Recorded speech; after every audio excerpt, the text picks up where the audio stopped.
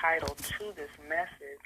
And I don't know what that title might mean to you, but I'm going to let you kind of sum up your own definition of this title. And after you hear the message, then you can kind of work with it and place it where you would like for it to be, or maybe even change it in your thoughts. Yes, and that title is Forever. They don't know what I've done, and they never will. Well, what I mean about forever, just close your eyes for a moment. Just sit there, everyone, and close your eyes, and let's get real quiet, and let's place ourselves in a real dark place, a place where you have this rotten smell all around you, and it feels so hot, and your skin is clammy, and you're just pouring down with sweat, and you just feel like you need to break out of this place, but you can't. It's something that won't release you, and you're there, and you hear sounds and people moaning and groaning and crying for help and screaming, these excruciating sounds are just all over the place, and you feel like your flesh is falling to the ground, and your hair is cringing, and you becoming bald, and your eyes is just rolling out your head and falling on the ground and jumping back up and being replaced back in your brain, and your skull it's beginning to just fall apart, and you're reaching out for help, and there's no one there to actually help you, and you just feel hot, and it feels like you're burning, and you can't get to water, and you can't stop the burns, and you're looking at each other just saying, help me, Lord, help me, Jesus, and there's no one there, and it's just so dark, and you're in this dungeon, and then there's bars, and wow, what do you do when you feel this way, and there's no one there to help you? Wow, this is, oh my God, I can't imagine being like this forever. I just know that it's going to come a time where someone is going to open up that gate, and they're going to let me walk out, and I'm going to feel normal again. It's just got to happen any moment now, any second now, and this is what you're feeling. Wow, and then all of a sudden, you see God, and He's standing before you, and you're like, Lord, oh my Lord, I know that, Lord, I know you're here to actually save me. Thank you, and I'm so grateful. Where am I? Is this a bad dream? Or, Lord, can you wake me up from this dream? I don't want to be here anymore. And then all of a sudden, He says to you, you are in hell. And you grasp for air, and you say, what did you say, my Lord? And He said, you are in hell. And you say to Him, well, Lord, I don't belong here.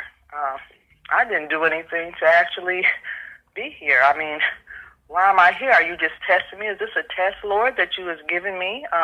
Did you want me to go back up to the world and let them know the experience that I've just had, because it's the most horrible experience I've ever dealt with, and I'm so ready to go back up with you now, Lord. Are you ready to take me home? And then it just becomes silent, and He's looking at you, and He just stands there for a moment, and everything is just still, and your flesh is still burning, and you're still feeling this pain. It's just so excruciating, and you just started reaching out to Him, and He won't grab your hand, and He just all of a sudden says to you, you'll be here. You'll be here.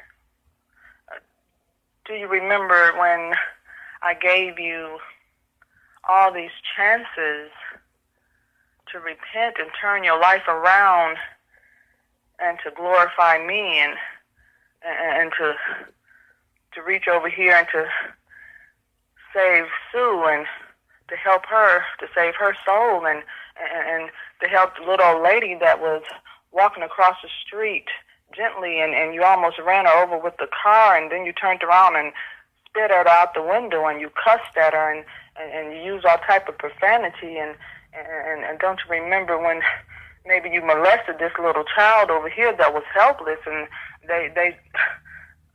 they couldn't help themselves and I was hoping that you would maybe repent and get some help for it and you never did and I kept giving you a lot of chances and opening these doors and you never walked through them and don't you remember when this little person was over here in the alley and they came up to ask you for $1 because they were hungry and they wasn't going to do drugs and they just needed something to eat and but you had $100 in your pocket and you couldn't even give them $100 or you couldn't even give them 10% of that. I mean, do you remember all these things when you was drinking and having drugs and fornicating and using foul language and doing all these things that you knew not to do? And I have given you so many chances, when you were just using young men bodies and young lady bodies and I mean, just look at you now. I love you, my child, still, but I can't reach out to you. I can't take your hand and take you home with me because this is a place where you'll be here forever. You will actually be here forever. Whoa. And there goes reality. It sets in. And you're thinking all along that